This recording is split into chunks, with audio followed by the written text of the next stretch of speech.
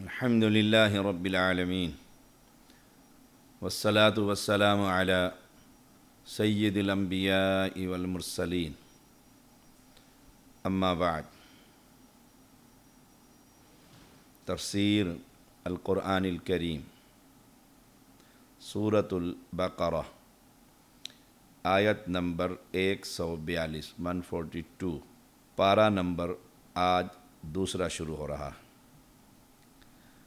اعوذ باللہ من الشیطان الرجیم سیقول السفہاء من الناس ما ولاہم عن قبلتہم التي كانوا علیہا قل للہ المشرق والمغرب یہدی من یشاء الى صراط مستقیم. ان قریب لوگوں میں سے بے وقوف کہیں گے کس چیز نے انہیں ان کے اس قبلے سے پھیر دیا جس پر وہ تھے. کہہ دیجئے اللہ ہی کے لیے ہے مشرق اور مغرب، وہ جسے چاہتا ہے سیدھے راستے کی ہدایت دیتا. برا بن عازب رضی اللہ تعالی عنہ بیان کرتے ہیں رسول اللہ صلی اللہ علیہ وسلم ہجرت کر کے مدینہ پہنچے تو 16 یا 17 ماہ بیت المقدس کی طرف منہ کر کے نماز پڑھتے رہے. پھر آپ صلی اللہ علیہ وسلم کو بیت اللہ کی طرف منہ کرنے کا حکم ہوا. صحیح بخاری 7252 نمبر. جب یہ تبدیلی آئی قبلے کی تو یہود، نصارہ، منافقین اور مشرکین ان سب نے اعتراض شروع کر دیا کہ اگر پہلا قبلہ درست تھا تو اسے بدلنے کی کیا ضرورت، اور اگر یہ درست ہے جس کی طرف آج انہوں نے چہرہ کیا تو اتنی دیر تک بیت المقدس قبلہ کیوں رہا. اللہ تعالیٰ نے اس کا جواب دیا کہ یہ لوگ بے وقوفی کی وجہ سے ایسی باتیں کہہ رہے. مشرق یا مغرب کی اپنی کوئی حیثیت نہیں، مشرق اور مغرب کی اپنی کوئی حیثیت نہیں کہ ان کی طرف منہ کرنا باعث ثواب، بلکہ اصل چیز تو اللہ تعالیٰ کی اطاعت، فرما برداری، کیونکہ مشرق اور مغرب کا مالک وہی اللہ ہے. وہ جب چاہے جدھر چاہے منہ کر کے نماز پڑھنے کا حکم دے سکتا ہے. تمہارا کام حکم ماننا. بڑی خوبصورت بات کہ مشرق اور مغرب کا مالک اللہ ہے. وہ جب چاہے جدھر چاہے منہ کر کے نماز پڑھنے کا حکم دے سکتا ہے، کیونکہ مالک وہ ہے. تمہارا کام کیا ہے؟ مخلوق کا اطاعت و فرما برداری، کیونکہ صراط مستقیم وہی ہے جس کا اللہ تعالی حکم دے اور اس پر چلنے کی توفیق بھی دے. یہ بھی یاد رکھیے، اللہ تعالی دلوں کو دیکھتا ہے، تو اللہ تعالی سے ہر وقت یہ دعا کرتے رہنا چاہیے کہ اللہ حق پر چلنے کی توفیق بھی عطا فرما.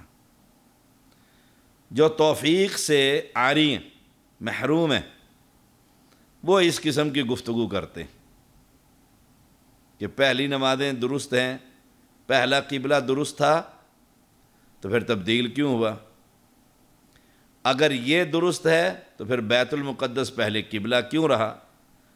انہیں یہ بات سمجھائی جا رہی ہے یہدی من یشاء الی صراط مستقیم، کہ صراط مستقیم جو ہے، صراط مستقیم وہ ہے جس پر اللہ کی طرف سے حکم آ جائے، وہ صراط مستقیم ہے. پہلے صراط مستقیم بیت المقدس رہا 16 ماہ یا 17 ماہ، پھر جب اللہ کا حکم آ گیا اب صراط مستقیم وہ نہیں، اب صراط مستقیم بیت اللہ، اور اللہ تعالیٰ نے قرآن مجید میں فَاسْتَمْسِكْ بِالَّذِي أُوحِيَ إِلَيْكَ إِنَّكَ عَلَىٰ صِرَاطٍ مستقیم، تمسک کیجئے، چمٹ جائیے اس وحی کی طرف جو آپ کے رب نے آپ کی طرف نادل فرمائی۔ اِنَّكَ عَلَىٰ صِرَاطٍ مستقیم، بے شک یہ صراط مستقیم ہے۔ اب جو اللہ کی طرف سے وحی آئی ہے کہ قبلہ تبدیل کر لو، یہی صراط مستقیم ہے، اور قرآن و سنت صراط مستقیم ہے، اور دنیا کا کوئی اور نظام صراط مستقیم نہیں۔ فَاسْتَمْسِكْ، پس تمسک کیجئے، بالذی، ساتھ اس چیز کے جو اوحیہ وحی کی گئی، الیک، آپ کی طرف، من ربک، آپ کے رب کی طرف سے، فاستمسک بالذی اوحی الیک من ربک انک علی صراط مستقیم، بے شک یہ صراط مستقیم، آپ صراط مستقیم، انک، بے شک آپ، علی صراط مستقیم، صراط مستقیم پر ہیں۔ تو صراط مستقیم اللہ کی وحی، وہ وحی مطلوع اور وحی غیر مطلوع۔ اور یہ بات نہ منافقین کو سمجھ میں آئی، نہ مشرکین کو، اور نہ اہل کتاب کو، اور آج بھی امت کی اکثریت کو یہ بات سمجھ نہیں آتی کہ صراط مستقیم وحی ہے جو آسمان سے منزل ہے، بس اس کے علاوہ کوئی شے صراط مستقیم نہیں۔ اس صراط مستقیم کا جو فہم پیغمبر علیہ السلام نے اپنے صحابہ کو دیا، صحابہ سب سے پہلے شاگرد ہیں، شریعت کے سب سے پہلے طالب علم ہیں، ان کو جو فہم حاصل ہوا وہ فہم صراط مستقیم۔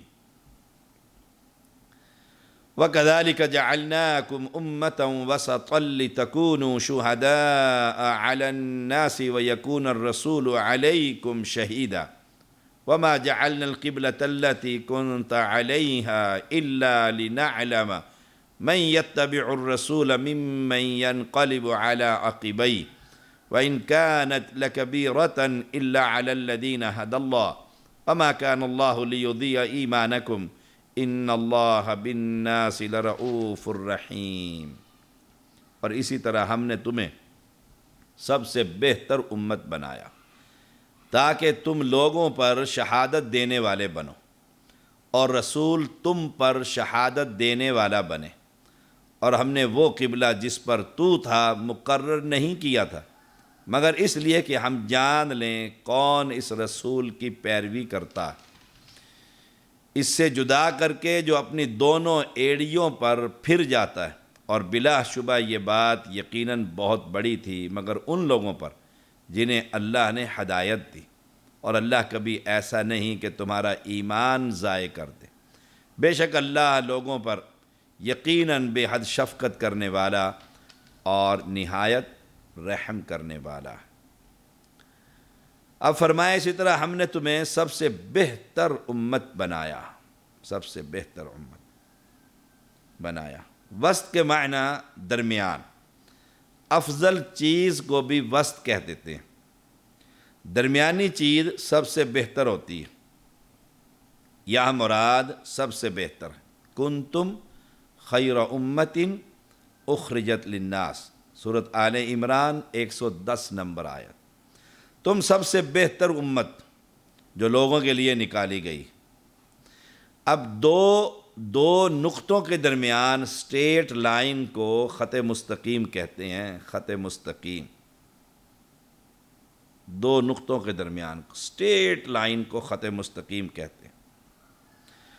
ابو سعید خدری رضی اللہ تعالیٰ بیان کرتے ہیں کہ رسول اللہ صلی اللہ علیہ وسلم نے اس کا معنی عدل کیا، یہاں پر صحیح بخاری 4487، عدل کا معنی ثقہ اور قابل اعتماد بھی ہے، اعتقاد، اخلاق اور اعمال میں معتدل، اور پہلی امتوں کی افراط و تفرید سے پاک بھی، نہ یہود کی سختی اور نہ نصارہ کی نرمی۔ وَكَذَلِكَ جَعَلْنَاكُمْ أُمَّةً وَسَطًا لِتَكُونُوا شُهَدَاءَ، یعنی جس طرح یہ دو باتیں تمہارے پاس پوری ہیں اور تمہارے مخالفوں کے پاس ناقص ہیں، یہود کی سختی، نصارہ کی نرمی۔ اب یہ دونوں باتیں امت محمدیہ میں پوری ہیں۔ ایک یہ کہ تم دو باتیں، نمبر ایک، تمام انبیاء کو مانتے ہو، اور یہود و نصارہ کسی کو مانتے ہیں اور کسی کو نہیں مانتے۔ دوسرا، تمہارا قبلہ بیت اللہ جو ابراہیم علیہ السلام کے وقت سے مقرر ہے، اور ابراہیم علیہ السلام سب کے پیشوا ہیں۔ ما کان ابراہیم یہودی ولا نصرانی ولکن کان حنیفا مسلما۔ یہود و نصارہ اور ان کے قبلے بعد کی بات ہے۔ اس طرح ہم نے تمہیں ہر کام میں افضل امت بنایا۔ وَكَذَلِكَ جَعَلْنَاكُمْ أُمَّةً وَسَطًا، افضل امت بنایا۔ اس لیے اب تمہارا کام ہے کہ تم دوسروں کی رہنمائی کرو۔ کنتم خیر امت اخرجت للناس تأمرون بالمعروف وتنہون عن المنکر، نیکی کا حکم اور برائی سے منع۔ ان امتوں کا کام نہیں کہ تمہاری رہنمائی کریں۔ سبحان اللہ، کیا زبردست گفتگو۔ تمہارا کام کیا ہے؟ ان امتوں کی رہنمائی کرنا، اہل کتاب کی، مشرکین کی، ان کی، یہود و نصارہ، مشرکین، منافقین۔ ان کا کام نہیں کہ محمد صلی اللہ علیہ وسلم کی امت کی رہنمائی کریں۔ لیکن بدبختی دیکھیے کہ امت محمدیہ کی رہنمائی کون کر رہا ہے؟ یہود اور ہنود، نصارہ، جو وہ کہتے ہیں اسلامی ممالک کے اندر وہی نافذ کرنا پڑتا ہے ان کو۔ اور حق کیا ہے؟ یہ تو امت وسط ہے، یہ تو خیر امت ہے، بہترین امت ہے۔ اس کا کام ہے لیڈ کرنا۔ اس لیے جو مسلمانوں کی جماعتوں میں بھی سب سے بہتر جماعت اہل حدیث ہے، اس کا کام ہے امام بننا، مقتدی نہیں بن سکتا، کیونکہ یہ قرآن و سنت کے وارث ہیں اور وہ اپنے اپنے امام کی فقہ کے وارث ہیں۔ جیسے یہود و نصارہ کا کام نہیں کہ امت محمدیہ کا امام بنے، امت محمدیہ کا کام ہے کہ ان کے امام بنے۔ ایسے اسلامی جتنے فرقے اسلام کے نام پر ہیں، ان جماعتوں میں سب سے ٹاپ کی جماعت جس کے پاس قرآن و سنت ہے، نبی کے وارث، وہ اہل حدیث ہیں۔ باقی سب کے سب اپنے اپنے امام کی فقہ کے وارث ہیں۔ اس لیے مولانا گھمن جو ہے وہ علن اعلان کہتے ہیں ہمیں نہ قرآن کی ضرورت نہ حدیث کی، ہمارے لیے اپنے امام کی فقہ کافی ہے۔ تو پھر اہل حدیث کسی کے پیچھے نماز نہیں پڑھ سکتا، کیوں؟ یہ امام ہے، یہ امام ہے۔ سارے فرقوں کی امامت اس کے پاس ہے، اس کے پاس قرآن و سنت ہے، ان کے پاس اپنے اپنی فقہ ہیں، تو وہ پیچھے چلیں گے، یہ لیڈ کرے گا، یہ امام بنے گا، وہ مقتدی بنے گا۔ اب فرمایا لِتَكُونُوا شُهَدَاءَ عَلَى النَّاسِ، یہ شہادتیں تین طرح کی۔ نمبر ایک، رسول اللہ صلی اللہ علیہ وسلم شہادت دیں گے کہ انہوں نے صحابہ تک پیغام حق پہنچا دیا، وہ شہادت دیں گے۔ صحابہ، تابعین پر اور اسی طرح امت کا ہر طبقہ آنے والوں پر یہ شہادت دے گا کہ قرآن و سنت کی دعوت ہم نے پہنچا دی، قرآن و سنت کی دعوت ہم نے پہنچا دی ہے۔ یہ گواہی دیں گے کل قیامت کے دن۔ میں سید طیب الرحمن زیدی، میں گواہی دوں گا، اللہ میں نے اپنی استطاعت کے مطابق اور تیری توفیق سے پاکستان کے تقریباً کونے کونے میں اور دیار غیر میں بھی اللہ تیری توحید کا پیغام پہنچایا، اور ان قبر پرستوں کو قبر سے ہٹا کر تیرے در پر جھکنے کا پیغام سنایا۔ نہ دن دیکھا، نہ رات دیکھی، نہ صحت دیکھی، نہ بیماری دیکھی، یہ میں گواہی دوں گا۔ ایسے امت کا ہر طبقہ گواہی دے گا کہ ہم نے، علماء گواہی دیں گے، میں تو شریعت کا ایک ادنا سا طالب علم ہوں۔ ہر طبقہ آنے والوں پر گواہی دے گا کہ ہم نے توحید کا پیغام دیا ہے۔ مسجد اہل حدیث گاؤں کے اندر تھی تو سب کو پتہ تھا یہ حدیث کا پیغام دینے والے اور قرآن سنانے والے، باقی سب کہانیاں اور قصے سنانے والے، ہم گواہیاں دیں گے۔ تو اس امت کے افضل ہونے کا سبب بھی یہی کہ وہ لوگوں کو نیکی کا حکم اور برائی سے منع۔ کنتم خیر امت اخرجت للناس، اخرجت للناس، یہ ہماری ذمہ داری کہ ہم ہر جگہ پہنچیں اور اللہ کے بندوں کو اللہ کا تعارف کروائیں۔ یہی ایمان اور یہی نجات، یہی کلمہ توحید۔ ابن عباس رضی اللہ تعالی عنہما بیان کرتے ہیں رسول اللہ صلی اللہ علیہ وسلم نے خطبہ دیا، اے لوگو تم اللہ کے سامنے ننگے پاؤں، ننگے جسم اور بغیر ختنہ کے اکٹھے کیے جانے والے۔ وہ پہلی حالت جو بچے کی ہوتی ہے، جب بچہ ماں کے پیٹ سے باہر آتا ہے، ننگا، ننگے پاؤں، ننگا جسم اور بغیر ختنہ۔ یہی کیفیت حشر کے میدان میں ہر بندے کی ہوگی، مرد و عورت کی، برہنہ ہوں گے بالکل۔ اللہ اکبر۔ پھر فرمایا اور میری امت کے کچھ لوگوں کو بائیں طرف لے جایا جائے گا، میں کہوں گا یا رب یہ تو میرے ہیں، یہ تو میرے ہیں، تو کہا جائے گا آپ نہیں جانتے،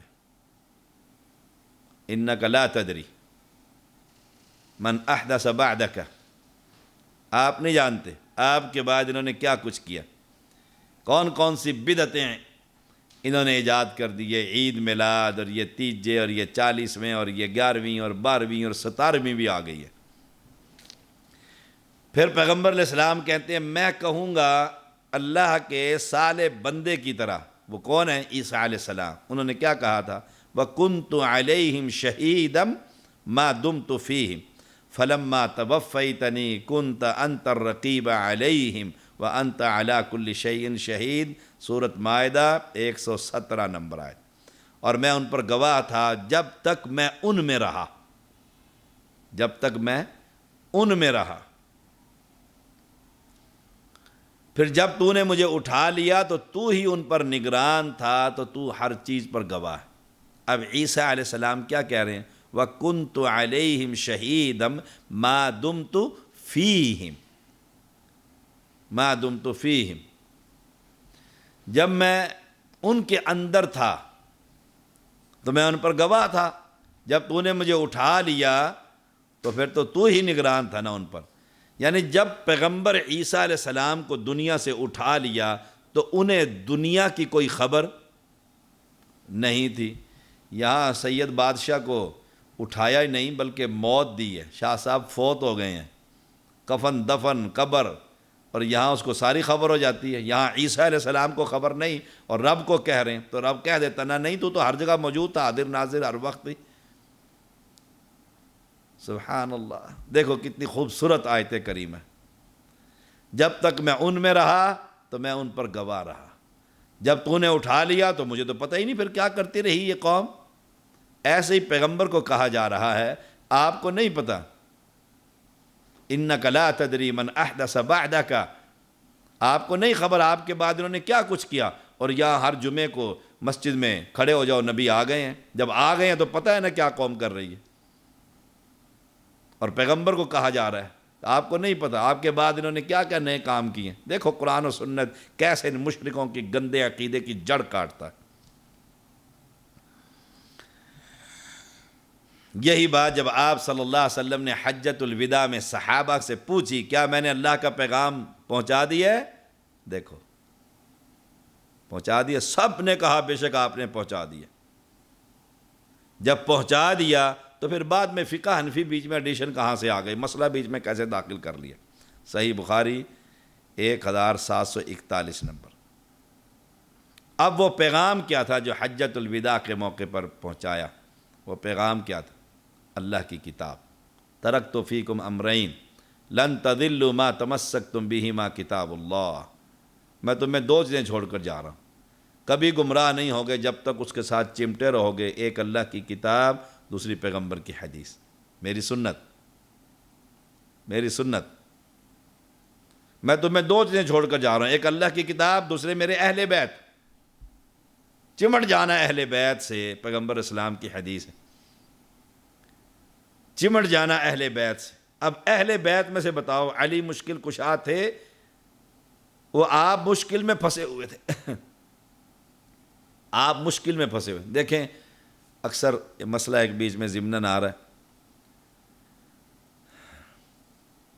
کہ جو بات اللہ کے پیغمبر نے پہنچا دی، کہا اہل بیت سے چمٹ جانا، چمٹ گئے۔ اب علی رضی اللہ تعالی عنہ سے جو چمٹا ہے وہ موحد ہوتا ہے، جو علی کو مانتا ہے وہ موحد ہوتا ہے، مشرک نہیں ہوتا۔ علی رضی اللہ تعالی عنہ، حسین رضی اللہ تعالی عنہ اور حسن رضی اللہ تعالی عنہ، حسنین کریمین کی مدد کر رہے ہیں، کی تھی۔ حضرت علی کو شہید کیا جا رہا ہے، حسین کو شہید کیا جا رہا ہے کربلا میں،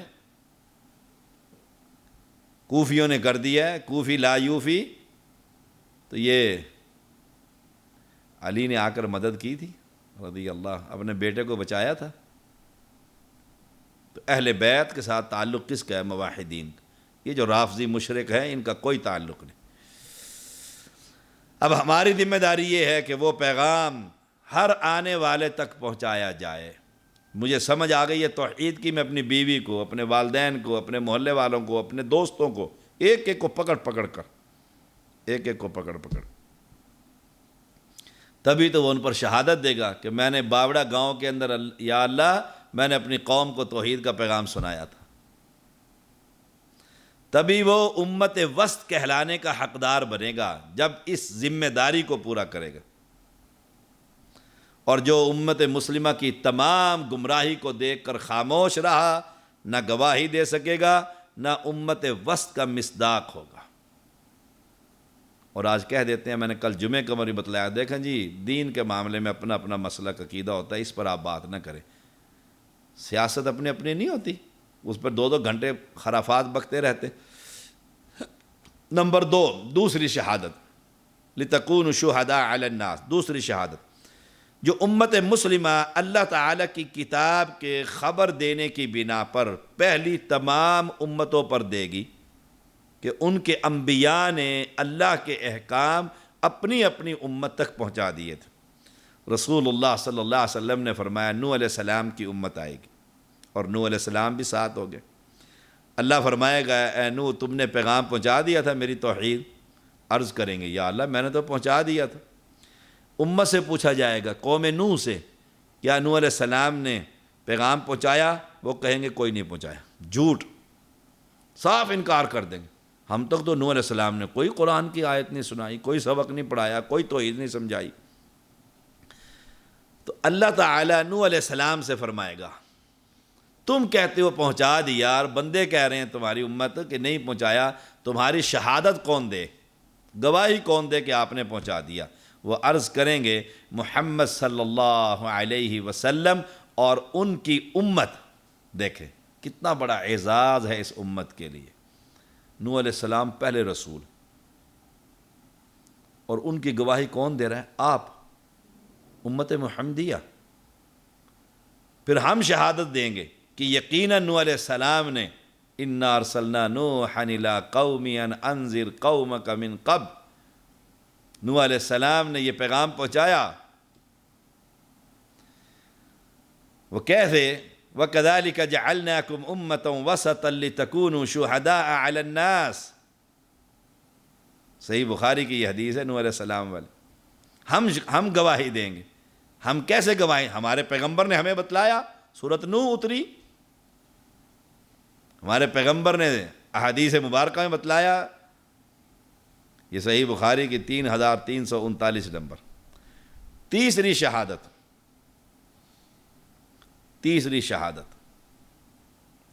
دنیا میں ہی مسلمانوں کی کسی کے حق میں نیک ہونے کی شہادت یا بد ہونے کی شہادت۔ یہ بڑا نیک ہے، یہ بڑا نمازی ہے، یہ بڑا سچا آدمی، یہ تیسری گواہی۔ جیسے رسول اللہ صلی اللہ علیہ وسلم کے سامنے ایک جنازہ گزرا، آپ نے پوچھا کیسا ہے؟ کہا بڑا بد تھا، کہا واجب ہو گئی۔ ایک اور گزرا، فرمایا کیسا ہے؟ فرمایا بڑا ہی نیک تھا، فرمایا واجب ہو گئی۔ پوچھا صحابہ نے یا رسول اللہ علیہ وسلم کیا واجب ہوگی؟ فرمایا جس کی تم نے گواہی دی خراب ہے، گندے عقیدے کا، جہنم واجب ہو گئی، اور جس کا تم نے نیک ہونے کی گواہی دی تو جنت واجب ہو گئی۔ فرمایا انتم شہداء اللہ فی الارض، تم زمین میں اللہ تعالیٰ کے گواہ ہو، اس لیے گواہی بڑی سوچ سمجھ کے دینی چاہیے۔ صحیح بخاری 1367، بڑی سوچ سمجھ کے گواہی دینی چاہیے کہ میں جس بندے کی گواہی دے رہا ہوں واقعی وہ اس کا حقدار ہے، کیونکہ رسول اللہ صلی اللہ علیہ وسلم فرما رہے ہیں انتم شہداء اللہ فی الارض، تم زمین میں اللہ تعالیٰ کے گواہ ہو، حالانکہ اللہ کو سب کچھ خبر ہے، اللہ کو سب کچھ خبر۔ سبحان اللہ۔ اب رہا یہ تحویل قبلہ، اس کی حکمت کیا ہے؟ بیت المقدس 16 ماہ 17 ماہ نماز، پھر بیت اللہ۔ قریش کو بطور قبلہ بیت اللہ عزیز تھا، اور اہل کتاب کو بیت المقدس۔ پہلے بیت المقدس کو قبلہ مقرر کر کے قریش اور ان کے ساتھیوں کی آزمائش ہوئی کہ یہ من یتبع الرسول، یہ آزمائش تھی، کون نبی کے پیچھے چلتا ہے۔ پھر بیت اللہ کو مقرر کر کے اہل کتاب کی آزمائش کی گئی کہ وہ نبی کے پیچھے چلتے ہیں کہ نہیں چلتے ہیں۔ اپنے محبوب اور پسندیدہ قبلہ کو نبی اکرم صلی اللہ علیہ وسلم کی فرما برداری میں آ کر چھوڑتے ہیں کہ نہیں چھوڑتے؟ اور یہ ہدایت یافتہ لوگوں کے علاوہ دوسروں کے لیے بڑا ہی مشکل تھا، پسندیدہ چیز نبی اکرم صلی اللہ علیہ وسلم کی اتباع کی وجہ سے چھوڑ دینا۔ اس لیے جنہیں یہ ہدایت نصیب نہ ہوئی ان کے پاؤں لرز۔ اس آیت سے یہی معلوم ہوا کہ جس قبلے کی طرف آپ رخ کرتے تھے وہ بھی اللہ تعالیٰ نے مقرر فرمایا تھا۔ وَمَا جَعَلْنَا الْقِبْلَةَ الَّتِي كُنْتَ عَلَيْهَا إِلَّا لِنَعْلَمَ، قرآن میں تو اس کا حکم ہے نہیں، قرآن میں تو حکم ہے نہیں قبلہ بیت المقدس بناؤ۔ ثابت ہوا کہ کچھ احکام قرآن کے علاوہ بھی اترتے تھے، وہ کیا ہے؟ حدیث رسول صلی اللہ علیہ وسلم، وحی غیر متلو۔ ہاں جسے وحی خفی بھی کہا جاتا ہے، اور اسے ماننا فرض ہے قرآن کی طرح، حدیث کو ماننا قرآن کی طرح فرض کہ وَمَا جَعَلْنَا الْقِبْلَةَ الَّتِي كُنْتَ عَلَيْهَا إِلَّا لِنَعْلَمَ مَنْ يَتَّبِعُ الرَّسُولَ۔